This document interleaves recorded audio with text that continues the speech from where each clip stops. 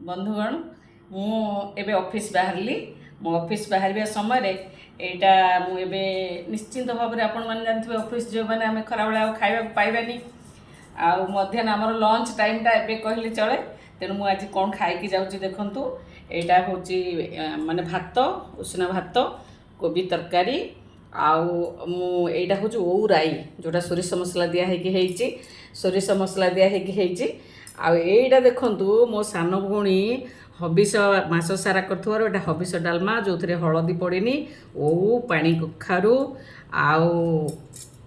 ओऊ पानी कखारू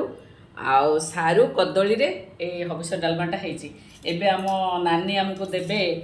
टिके एटा होची आम घरे प्राय समस्त को डायबिटीज तेणु यहाँ चना मसला चना राजमा तरकारीटा होती काबुली चना राजमा टिके टिके झोल दियो हाँ एटा दौरान तेणु मुझे खाई मु खाइबी मो सांगे भी मो नाती खाइब आम खाई मुझे ऑफिस जीवी आपण मैंने कहे ऑफिस जावा समय आपण मैंने कौन खाऊँ आ लंच कौन नहीं जाऊँ।